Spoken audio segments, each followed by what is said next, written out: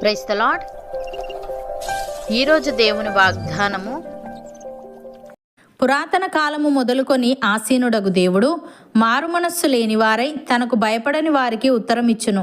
కీర్తనల గ్రంథము 55వ అధ్యాయము 19వ వచనము. సహోదరి సహోదరులారా, ఈ వాక్యం దేవుని సార్వభౌమాధికారాన్ని మరియు ఆయన ఇచ్చే తీర్పును గురించి వివరిస్తుంది. ఈ వాక్య అంతరార్థాన్ని సులభంగా అర్థం చేసుకోవడానికి దీన్ని 2 ముఖ్యమైన భాగాలుగా చూడవచ్చు.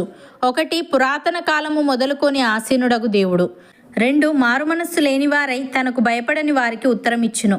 మొదటిగా, పురాతన కాలము మొదలుకొని ఆసీనుడగు దేవుడు అంటే దేవుడు కాలానికి అతీతుడు. లోకం సృష్టింపబడక ముందే ఆయన ఉన్నాడు. లోకం అంతమైన ఆయన ఉంటాడు. ఆయన సింహాసనం శాశ్వతమైనది. అంటే మనుషులు మారవచ్చు, ప్రభుత్వాలు మారవచ్చు, కానీ దేవుని శక్తి మరియు ఆయన నియమాలు ఎప్పటికీ మారవని అర్థం. మనుషులు కట్టే భవనాలు 100 ఏళ్లకే కూలిపోవచ్చు, కానీ దేవుడు సృష్టించిన సూర్యుడు, చంద్రుడు, నక్షత్రాలు 1000 ఏళ్లుగా అలాగే ఉన్నాయి. ఒక సముద్ర తీరానికి వెళ్తే తరతరాలుగా మనుషులు వస్తుంటారు, పోతుంటారు, కానీ సముద్రం మాత్రం అలాగే ఉంటుంది. దేవుడు ఆ సముద్రం కంటే, ఆ ఆకాశం కంటే పురాతనమైనవాడు. ఆయన సింహాసనం ప్రకృతి శక్తులన్నింటినీ నియంత్రిస్తుంది. శాస్త్రవేత్తలు విశ్వం కొన్ని కోట్ల సంవత్సరాల క్రితం ప్రారంభమైందని చెబుతారు.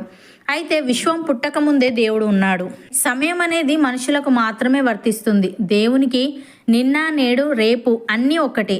ఆయన ఒకే సమయంలో గతాన్ని, వర్తమానాన్ని, భవిష్యత్తును చూడగలడు. అందుకే ఆయన ఇచ్చే తీర్పు ఎప్పుడూ తప్పిపోదు. మనం ఆరాధించే దేవుడు ఈరోజు పుట్టినవాడు కాదు, లేదా మన అవసరాల కోసం మనం సృష్టించుకున్నవాడు కాదు. ఆయన ఆది అంతము లేనివాడు. ఆయనకు అపారమైన జ్ఞానం, అనుభవం అన్నీ ఉన్నాయి. ఆయన ఆసీనుడు అంటే ఆయన విశ్రాంతి తీసుకోవడం లేదని, నిద్రపోవడం లేదని, ప్రపంచాన్ని పాలిస్తూ అధికారంలో ఉన్నాడని అర్థం. 2వదిగా, మారుమనస్సు లేనివారై తనకు భయపడని వారికి ఉత్తరమిచ్చును అని ఉంది. ఇక్కడ మారుమనస్సు లేకపోవడం అంటే తమ తప్పులను తెలుసుకోకపోవడం మరియు తమ ప్రవర్తనను మార్చుకోవడానికి ఇష్టపడకపోవడాన్ని సూచిస్తుంది. కొందరు తాము చేసేది తప్పని తెలిసినా గర్వంతో అదే మార్గంలో కొనసాగుతుంటారు. ఉదాహరణకు, ఎలీషా శిష్యుడైన గెహజీ నయమాను దగ్గర అబద్ధం చెప్పి బహుమానాలు తీసుకున్నాడు. ఎలీషా అడిగినప్పుడు నేను ఎక్కడికి వెళ్ళలేదు అని అబద్ధం చెప్పాడు. తప్పు దిద్దుకునే అవకాశం ఉన్న గర్వం మరియు ఆశ వల్ల మారుమనస్సు పొందలేదు. అలాగే సౌలు దేవుని ఆజ్ఞను మీరినప్పుడు సమూయేలు ప్రవక్త వచ్చి అతని తప్పును ఎత్తి చూపాడు. కానీ సౌలు తన తప్పును ఒప్పుకోకుండా ప్రజల మీదకు నెట్టేయడానికి ప్రయత్నించాడు.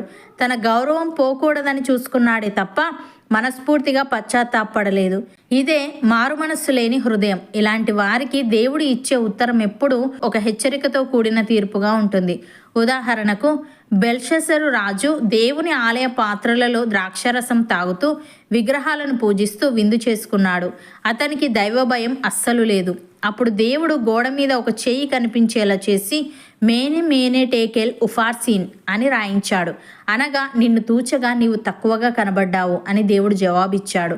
ఆ రాత్రే అతని రాజ్యం కూలిపోయింది. దేవుని భయం లేని వారికి ఆయన ఇచ్చే ఉత్తరం తక్షణ న్యాయంలా ఉంటుంది. ప్రియులారా, దేవుని పట్ల భయం లేని వారు తాము ఎవరికీ జవాబుదారీ కాదని అనుకుంటారు. కానీ దేవుడు సమయం వచ్చినప్పుడు వారిని తప్పకుండా లెక్క అడుగుతాడు. భక్తుడు ఈ విధంగా అంటున్నాడు: భక్తిహీనుల హృదయములో అతిక్రమము దేవోక్తి వలె పలుకుచున్నది. వాని దృష్టి ఎదుట దేవుని భయము బొత్తిగా లేదు. వాని దోషము బయలుపడి అసహ్యముగా కనబడు వరకు అది వాని దృష్టి ఎదుట వాని ముఖస్థుతి చేయుచున్నది. వాని నోటి మాటలు పాపమునకును కపటమునకును ఆస్పదములు. బుద్ధి కలిగి ప్రవర్తింపను మేలు చేయను వాడు మానివేసి ఉన్నాడు. వాడు మంచము మీదనే పాపయోచనను యోచించును. వాడు కాని నడతలు నడుచువాడు. చెడుతనము వానికి అసహ్యము కాదు అని. సహోదరి సహోదరులారా, జ్ఞానము లేనివారు దేవుణ్ణి విసర్జించి నాశనమగుదురు. బుద్ధిహీనులు క్షేమము కలిగినదని మైమరచి నిర్మూలమగుదురు. దేవుని ఉపదేశమును అంగీకరించువాడు సురక్షితముగా నివసించును. వాడు కీడు వచ్చునన్న భయము లేక నెమ్మదిగా ఉండును. అవును అన్నవారు నాతో పాటు ప్రార్థనలో ఏకీభవించండి.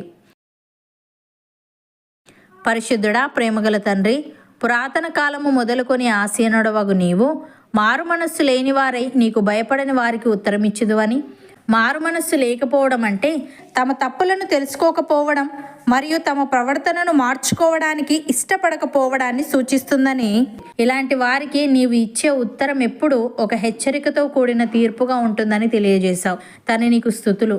దేవ, విశ్వం పుట్టక ముందే నీవు ఉన్నావు గనుక సమయం అనేది మనుషులకు మాత్రమే వర్తిస్తుంది, కానీ నీవు నిన్న నేడు రేపు ఒక్కటే రీతిగా ఉన్నావు గనుక సమయం వచ్చినప్పుడు ప్రతి ఒక్కరిని తప్పకుండా లెక్క అడుగుతావు గనుక మేము భక్తిహీనుల వలె ఉండక నీకు భయపడే వారంగా ఉండుటకు సహాయము దయచేయమని, నీ ఉపదేశమును అంగీకరించువాడు సురక్షితముగా నివసించును గనుక వాడు కీడు వచ్చునన్న భయము లేక నెమ్మదిగా నుండును గనుక మేము అలాగుండుటకు కృపచూపమని, మేము చేసే ప్రతి ప్రార్థనకు జవాబులు మాలో ప్రతి ఒక్కరికి నీవే అనుగ్రహించమని యేసుక్రీస్తు నామమున ప్రార్థిస్తున్నాము తండ్రి.